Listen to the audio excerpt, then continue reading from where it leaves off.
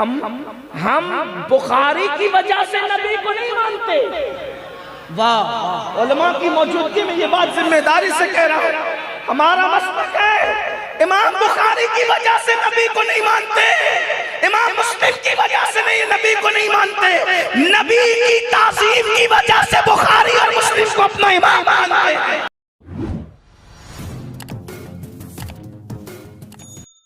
آہ وہ آنکھ کے ناکام تمنا ہی رہی، ہائے وہ دل جو تیرے در سے پر ارمان گیا، دل ہے وہ دل جو تیری یاد سے معمور رہا، سر ہے وہ سر جو تیرے قدموں پہ قربان گیا.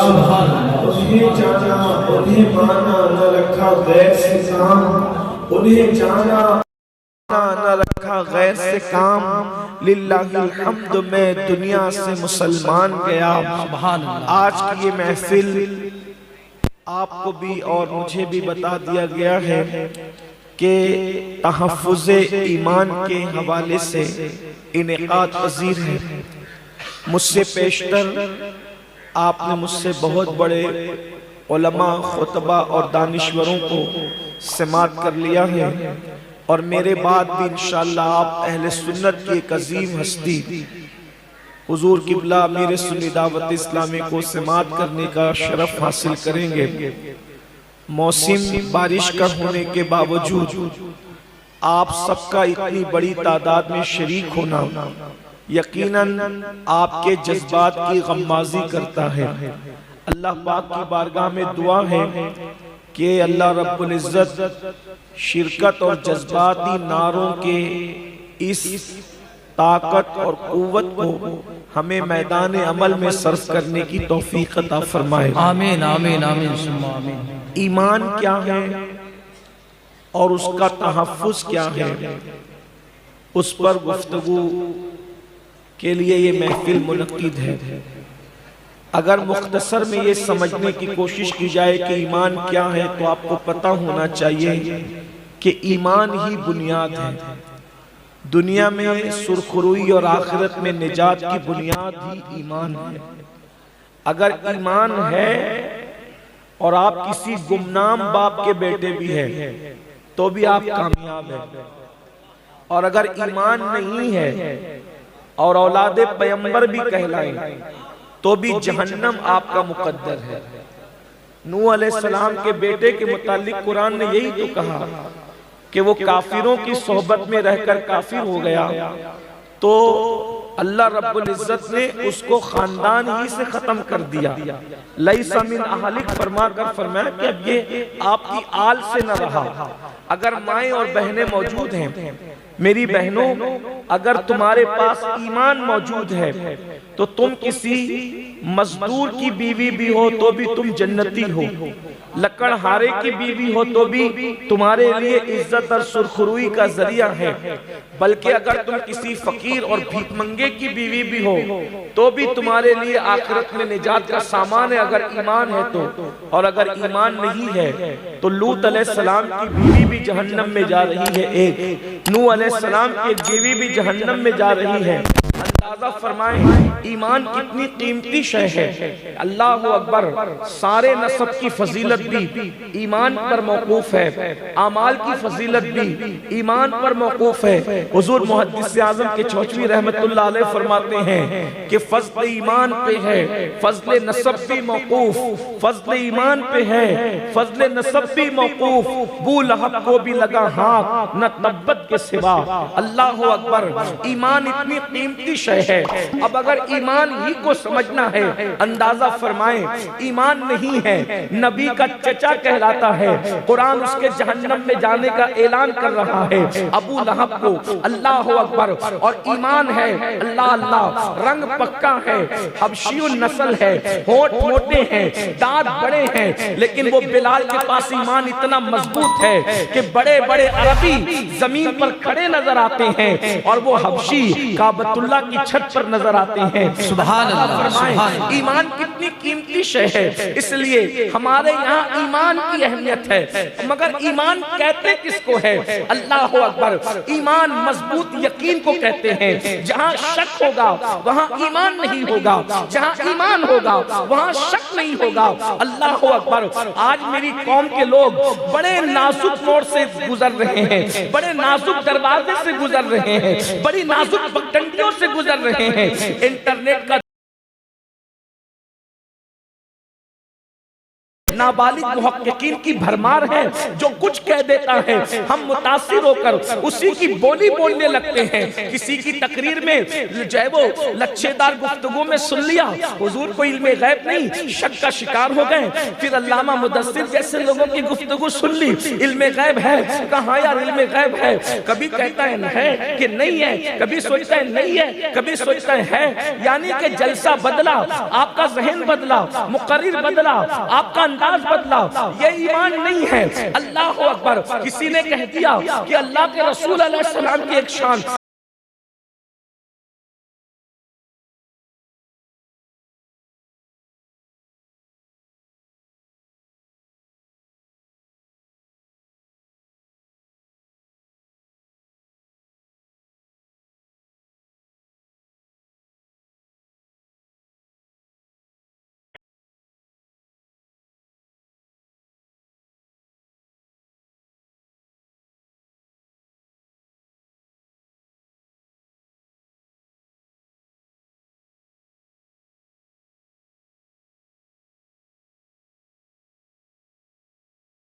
اور حضور ہی سب کچھ ہے، اللہ کے بعد سب کچھ حضور ہے۔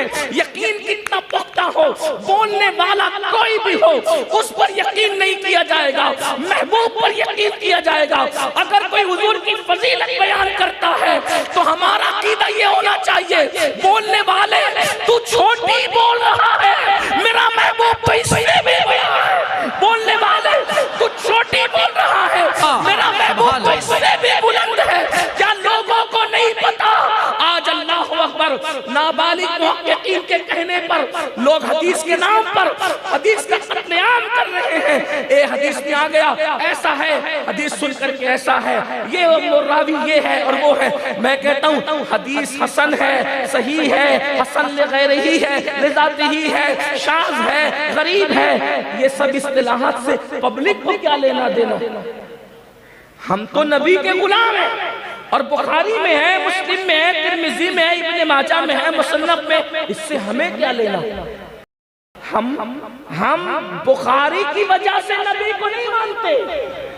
واہ، علماء کی موجودگی میں یہ بات ذمہ داری سے کہہ رہا ہوں، ہمارا مسلک ہے امام بخاری کی وجہ سے نبی کو نہیں مانتے، امام مسلم کی وجہ سے نہیں نبی کو نہیں مانتے، نبی کی تعظیم کی وجہ سے بخاری اور مسلم کو اپنا امام مانتے ہیں۔ واہ، سبحان اللہ، سبحان اللہ، واہ، اس لیے نعرہ تکبیر، نعرہ رسالت، تحفظ ایمان کانفرنس، حضرت علامہ سید امین القادری صاحب، یہ مطالبہ مت کرو کہ یہ بخاری میں ہے تو مانیں گے ورنہ نہیں مانیں گے۔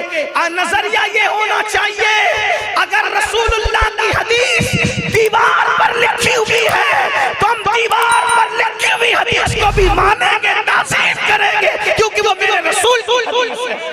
یہ ذہن ہونا چاہیے۔ اللہ اکبر، اندازہ فرمائے بھائی راوی کتنا بھی ضعیف ہو جائے، مجہول ہو جائے، کم سے کم وہ مسلمان تو رہتا ہے۔ لیکن آؤ صدیق اکبر کا مسلک کیا ہے؟ افضل البشر بعد الانبیاء بالتحقیق سیدنا صدیق اکبر کا مسلک کیا ہے؟ مشہور بات ہے، اشاروں میں کہہ کے گزرنا ہے، لیکن چونکہ تحفظ ایمان ہے اس لیے میں بات کہنے لگا ہوں۔ ایک مرتبہ ابو جہل دروازے پر آیا۔ کون ابو جہل؟ آقا نے فرمایا اس امت کا فرعون۔ کون ابو جہل؟ ایک نمبر کا جھوٹا، ایک نمبر کا مکار، ایک نمبر کا دغاباز، اعتبار کے قابل آدمی نہیں ہے، لیکن دروازے صدیق پہ آ کے کہتا ہے ابو بکر دیکھو، اگر کوئی یہ بات کہے کہ میں رات کے تھوڑے سے حصے میں مکے سے بیت المقدس تک گیا، پھر وہاں سے واپس آیا، زنجیر بھی ہل رہی تھی، بستر بھی گرم تھا، تو بتاؤ کیا کہو گے؟ وہ صدیق اکبر تھے، میرے اور آپ کی طرح ان کے معاملات نہیں تھے۔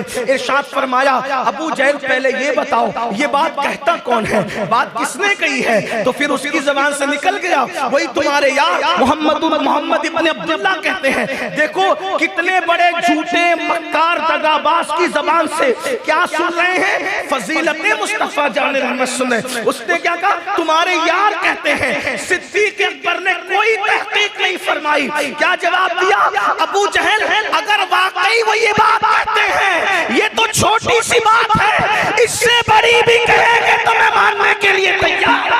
سبحان اللہ سبحان اللہ۔ دیکھو ایسے اتنا پختہ یقین ہوتا ہے تب ایمان ہوتا ہے، اور ایمان یہ جنت میں لے کر کے جن کا یوٹیوب پر بار بار ایمان تبدیل ہوتا ہے وہ لوگ کیا ان جنت میں جائیں گے؟ اس لیے یقین پختہ کرو، مضبوط کرو یقین کو۔ اللہ اکبر، آقا علیہ السلام کی شان کو مانو، ان کی عظمت کو مانو، یہ تو ایمان کے متعلق بات ہوئی۔ پختہ یقین ایمان۔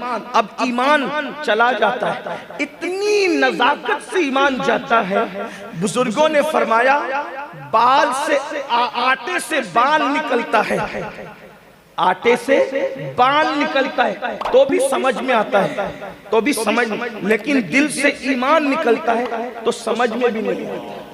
اتنا نازک معاملہ ایمان کا۔ اللہ اکبر۔ اب ایمان کا تحفظ کرنا ہے تو صرف بد مذہبوں کے معاملات نہیں ہے جو میں نے شروع میں ذکر کر دیا، ان کے اپنے معاملات تو ہیں، ہمارے بعض اعمال بھی ہمارے ایمان کے لیے خطرناک ہیں، ہمارے بعض اعمال اس پہ بھی توجہ ہونی چاہیے۔ آقا علیہ السلام نے فرمایا کچھ لوگ صبح اس حال میں کریں گے کہ مومن ہوں گے، شام ہوتے ہوتے کافر ہو جائیں گے، شام اس حال میں کریں گے کہ مومن ہوں گے، صبح ہوتے ہوتے کافر۔ کیسے؟ اب آپ کو میں کچھ باتیں بتاؤں جس کی طرف ہماری توجہ کم ہے یا بالکل نہیں۔ دیکھو اسلام دشمن طاقتیں جانتی ہے کہ جب تک تم مومن رہو گے، توجہ سے سننا، اگر آپ واقعی سننے سمجھنے کے لیے بہت اچھے سے سن رہے ہیں ماشاءاللہ، میں آپ کو کیا نام دوں کہ اتنی بارش کے باوجود بھی آپ آئیں، یقیناً یہ آپ کے جذبات ہیں، اللہ آپ سب کو سلامت رکھے۔ یہ کمیٹی کے لوگ جو جماعت رضا مصطفیٰ کے لوگ، اللہ ان سب جوانوں کو سلامت رکھے، اللہ ہمارے ان سب علماء کو سلامت رکھے۔ لیکن توجہ فرمائے بہنیں موجود، دنیا جانتی ہے جب تک ان کے پاس ایمان رہے گا ان کو کبھی شکست نہیں دی جا سکتی۔ یاد رکھنا ایمان وہ ہتھیار ہے جو صرف مومنوں کے پاس اور کسی کے پاس نہیں۔ اور ایک بات یاد رکھنا، ہر ہتھیار والا شکست کھا سکتا ہے مگر ایمان والوں کو شکست نہیں دی جا سکتی جب تک ان کا ایمان نہ چھینے۔ میں ایک مثال آپ کے سامنے رکھتا ہوں، بدر میں 313 ایمان والے ہیں اور 1000 بے ایمان ہے، فتح کس کی فتح ہوئی؟ 313 ایمان والوں کی فتح ہوئی، صرف 8 لوگوں کے پاس تلواریں تھی، 8 لوگوں کے پاس، 8 لوگوں سے زیادہ کے پاس تلوار نہیں تھی، اس میں بھی کسی کے پاس ٹوٹی ہوئی ہے، کسی کے پاس زنگ آلود ہے، کسی کے پیٹ پر اللہ اکبر بھوک کی وجہ سے سلوٹیں پڑی ہوئی ہے، بھوکے پیاسے، لباس بھی ان کے پاس مکمل نہیں مگر دلوں میں ایمان تھا۔ 1000 لوگوں کو دھول چٹائی، احد کا وہی حال، خندق کا وہی حال، خیبر کا وہی حال، کربلا میں دیکھ لو 72 مضبوط ایمان والے ہیں، اللہ اکبر، اور 22,000 کا لشکر مشکوک طبیعت کے لوگ ہیں، ان مشکوک طبیعتوں پر جو حاوی ہوئے ہیں وہ 72 مضبوط ایمان والے بھاری ہوئے ہیں۔ اندازہ تو فرمائے دنیا جانتی ہے کہ ایمان کی طاقت وہ طاقت ہے کہ سارے ہتھیار کی طاقت اس کے سامنے زیر ہے، کوئی کام نہیں آ سکتا، اس لیے وہ ہمارا ایمان چھیننا چاہتے ہیں۔ عبداللہ نام تو ہو، عبد الرحمن نام تو ہو، غلام مصطفیٰ نام تو ہو، عبد المصطفیٰ نام تو ہو، مگر تمہارے پاس ایمان نہ رہے، ایمان کا طوطا اڑ جائے۔ آج جب میں آپ کو بتاؤں اب ایمان چھیننے کے لیے ظالموں نے کیا کیا، فلمیں ایجاد ایجاد کی گئی، ڈش ایجاد کیے گئے، گانے ایجاد کیے گئے، اور بڑی شرارت کے ساتھ اس میں کلمات کفریہ کی آمیزش کر دی گئی، کلمات کفریہ اس میں ملا دیے گئے۔ اللہ اکبر! پھر کیا ہوا؟ اللہ اللہ! ہمارے علماء سے پوچھیں، یہاں مفتیان کرام اگر اہل افتاء موجود ہیں وہ یقیناً میری بات کی تصدیق کریں گے۔ شارح بخاری علامہ شریف الحق امجدی صاحب رحمت اللہ تعالی علیہ سے پوچھا گیا، اگر کسی گانے میں کلمہ کفریہ موجود ہو اور کوئی بندہ اس کو خوش رہ کر کے سنے، یعنی راضی رہ کر کے سنے یا راضی رہ کر کے گنگنائے، تو کیا ہوگا؟ تو علامہ نے جواب دیا، وہ کافر ہو جائے گا، اسلام سے نکل جائے گا، اس کی بیوی اس کے نکاح سے باہر ہو جائے گی۔ اگر مرید تھا تو بیعت بھی اس کی ختم ہو گئی۔ یہاں تو بہت کود کود کر کہتے ہو ہم تاج الشریعہ کے مرید ہیں، ہم حضور امین ملت کے مرید ہیں، ہم تو امین شریعت کے مرید ہیں، ہم قادری ہیں، برکاتی ہیں، رضوی ہیں، اشرفی ہے، مداری ہے، وارسی ہے۔ میں نے کہا ایمان کا طوطا ہی اڑ گیا تو رہ کیا گیا؟ بتاؤ کتنے لوگ ہیں جن کے کان گانوں کی آواز سے محفوظ ہے؟ مجھے بتاؤ کتنے کان ہیں جو گانے نہیں سنتے، کتنے کان ہیں جو گانوں سے محفوظ ہے؟ شارح بخاری کا فتویٰ بھول گئے۔ شارح بخاری نے اپنی طبیعت سے نہیں، اسلام کے اصولوں کے مطابق دیا۔ کلمات کفریہ کوئی راضی رہ کر کے سنے، کلمات کفریہ پر کوئی راضی رہا، سنا یا گایا، وہ کافر ہو گیا۔ اب بتاؤ مجھے، اللہ اکبر! تحفظ ایمان صرف اسی کا نام ہے کہ ہم جلسے میں نعرے لگا کر کے چلے جائیں؟ کتنے اشعار تم نے سنے ہیں اپنے من میں ٹوٹ کر، پاجا سراغ زندگی، تو اگر میرا نہیں بنتا نہ بن، اپنا تو بن۔ مجھے بتاؤ ایمان کا تحفظ کیسے ہوگا؟ جو قوم گانوں کے دروازے پر ایمان کا سودا کر چکی ہو، جو قوم گانوں کے دروازے پر ایمان کو فروخت کر چکی ہو، وہ قوم کس طریقے سے ترقی پا سکتی ہے؟ وہ قوم کس طریقے سے کامیاب ہو سکتی ہے؟ اللہ اکبر! بلال حبشی کو پیٹا جا رہا ہے، اتنا پیٹا جا رہا ہے کہ اللہ اکبر! سینے پر پتھر ہے، نیچے گرم مجرگزار ہے، اور جب پیٹا جاتا ہے کہا جاتا ہے بلال کلمات کفریہ کہو۔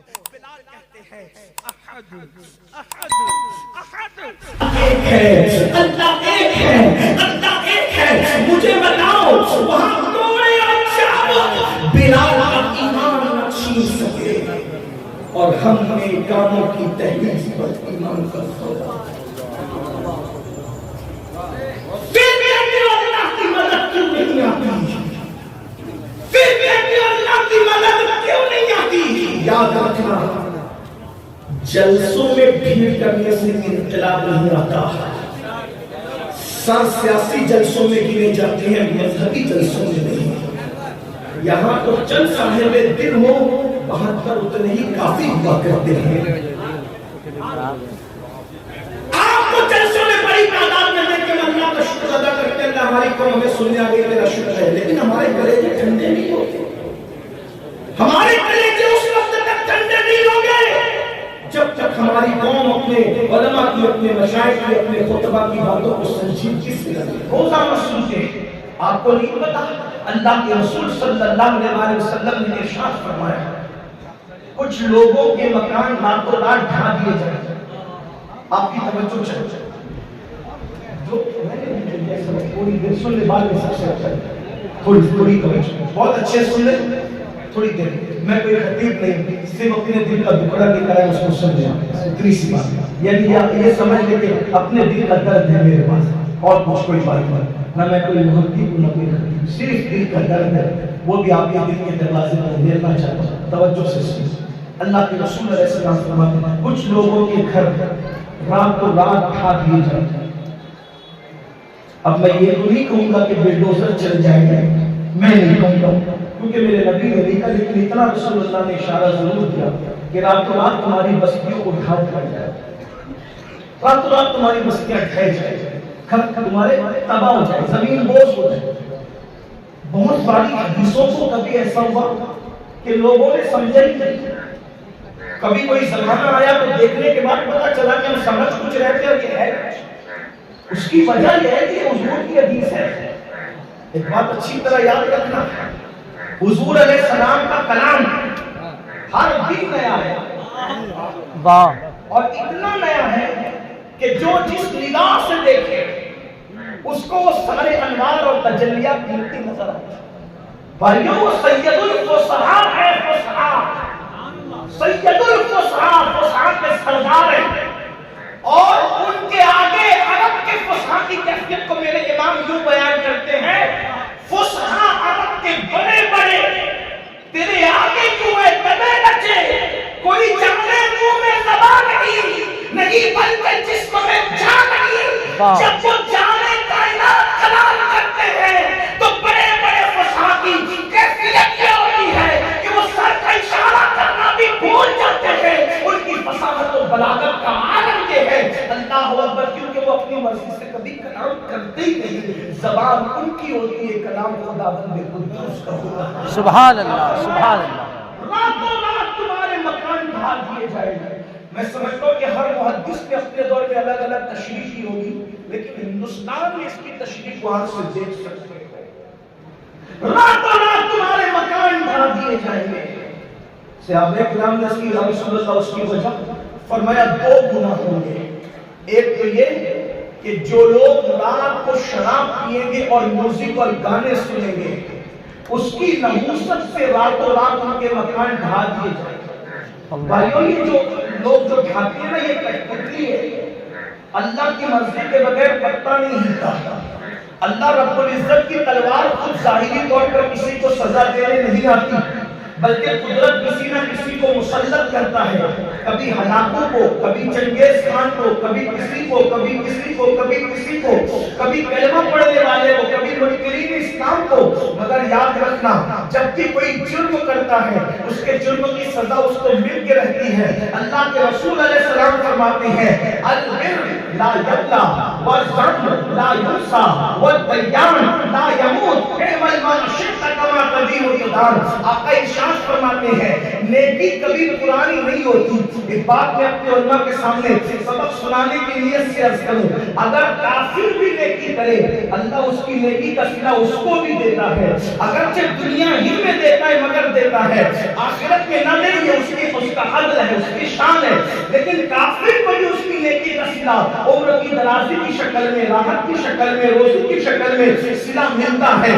البر لا یبلا، نیکی کبھی پرانی نہیں ہوتی. والذنب لا ینسا، اور گناہ کبھی بھلایا نہیں جا سکتا. اگر معصوم سے بھی اجتہادی غلطی ہو جائے تو اللہ رب العزت کسی نہ کسی انداز میں اس پر بھی وہ اپنی شان کے مطابق شفقتوں والا پیار بھرا عتاب ضرور فرماتا ہے. اس لیے کہ وہ بہت غیور ہے، بہت غیور ہے. کسی سے بھی گناہ ہو جائے، گناہ کی سزا اس کو مل گئی. اتنی سی بھی سزا ملے گی کہ اس کا چراغ دور ہو جائے گا، مگر اس کو سزا ملے گی، اس کو ٹھوکر لگے گی. درد سر کی شکل میں، بیماری کی شکل میں، کسی نہ کسی شکل میں اس کے گناہ کی سزا اس کو مل کر رہے گی. اس کی سواری کا اگر ٹائر بھی جو ہے وہ پنچر ہو جائے، یہ بھی کسی نہ کسی گناہ کی وجہ سے. بہت خوبصورت کپڑا پہنا، بہت خوبصورت، اگر اس کو چائے کا داغ لگ گیا تو وہ بھی کسی گناہ کی وجہ سے لگتا ہے. یعنی اگر ہمارے کپڑے بھی میلے ہوتے ہیں تو کسی نہ کسی گناہ کے سبب سے ہوتے ہیں. یہ میں اپنی مرضی سے نہیں کہہ رہا ہوں. حضرت دادا صاحب علی حجویری رحمۃ اللہ علیہ فرماتے ہیں ہم اپنے مرشد کے ساتھ بارش کے موسم میں چل رہے تھے تو ہم نے دیکھا کہ مرشد آگے آگے تھے، ہم پیچھے پیچھے تھے. ہمارے جوتے ہمارے کپڑے کیچڑ میں بھر گئے، مرشد کے کپڑے نہیں بھرے. ہم نے کہا راستہ ایک ہی تھا، ہم آلودہ ہوئے آپ کیوں نہیں؟ فرمایا بیٹا اگر انسان گناہ کرنا بند کر دے تو اللہ اس کے کپڑوں کو بھی میلا ہونے سے بچا لیتا ہے. سبحان اللہ، سبحان اللہ.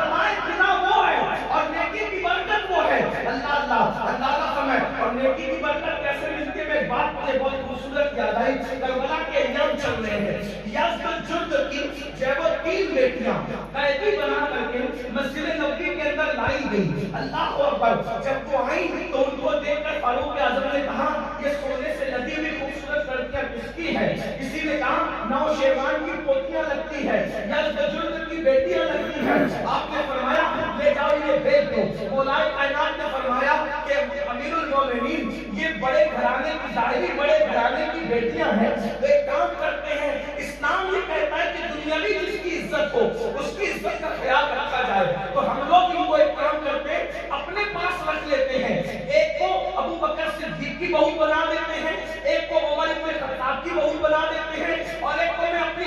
बहू बना लेता हूँ।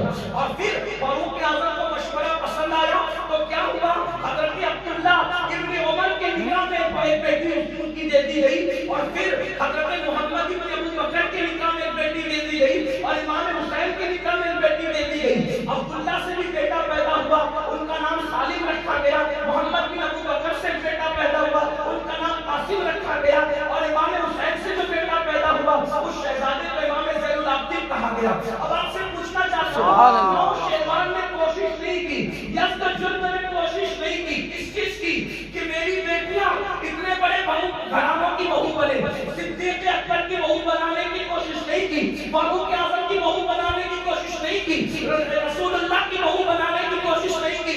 यार वो काफिर लोग थे, फिर उनकी बेटियों को ईमान भी मिला और इतने बड़े घराने की बहू भी बन गई, बगैर मेहनत के, बगैर काबिश के, बगैर कोशिश के। वजह क्या थी?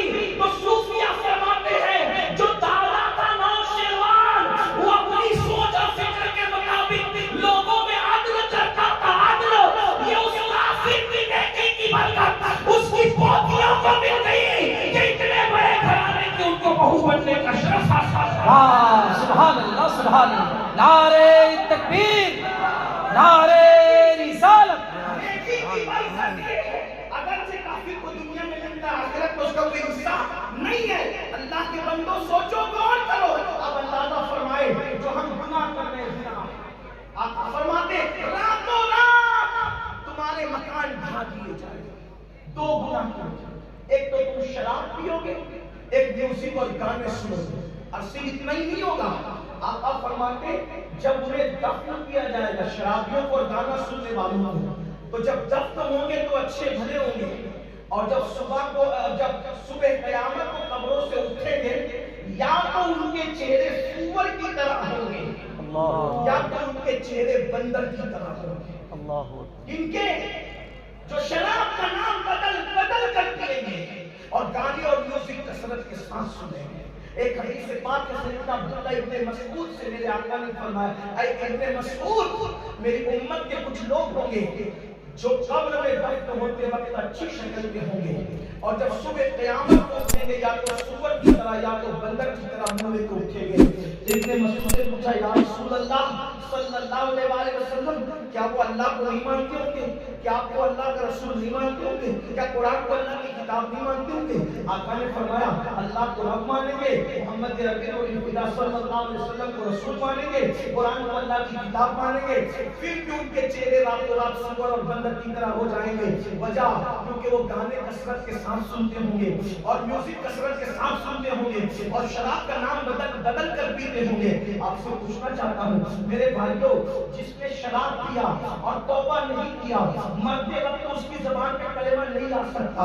ईमान का तहफ़्फ़ुज़ सिर्फ तकरीरों से नहीं होगा, हमें मैदान अमल में आना पड़ेगा।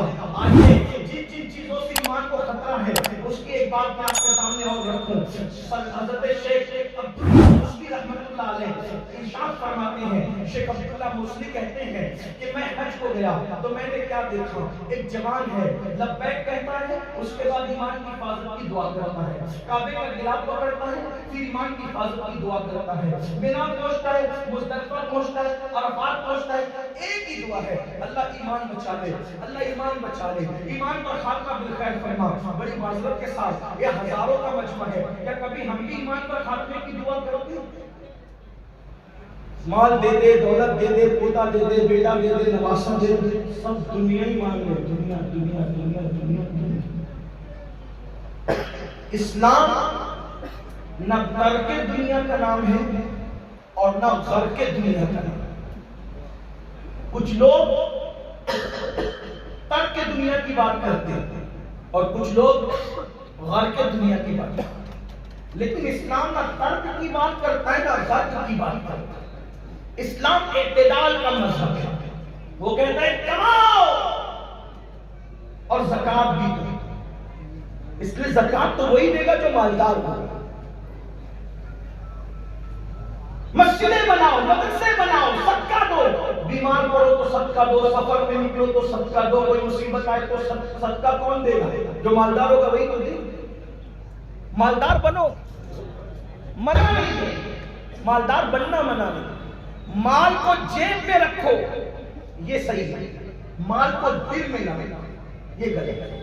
جیسے امام غزالی کہتے ہیں کشتی جب تک دریا میں رہے گی کامیاب رہے گی، کشتی کے اندر دریا آ جائے تو کیا ہوگا؟ کشتی ڈوب جائے گی۔ تو ہم دنیا میں رہیں، دنیا ہمارے اندر نہ رہے۔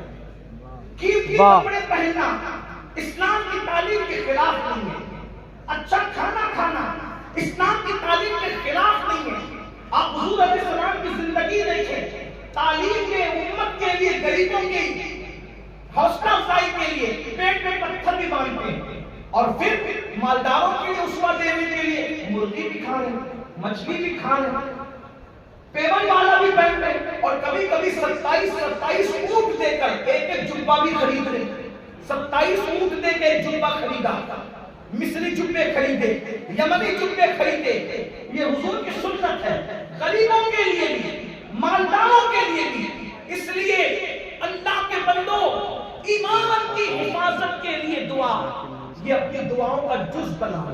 حضور غوث پاک فرماتے ہیں جو اپنے ایمان پر خاتمے کی فکر نہ کرے، مجھے ڈر ہے جب وہ مرے گا وہ کفر پر مرے گا۔ جو اذان کو سن کر، سیدی اعلیٰ حضرت لکھتے ہیں فتاوی رضویہ شریف میں، جو اذان کو سن کر اذان کا جواب نہ دے، دنیاوی باتوں میں مصروف رہے، ڈر ہے مرے گا کفر پر مرے گا۔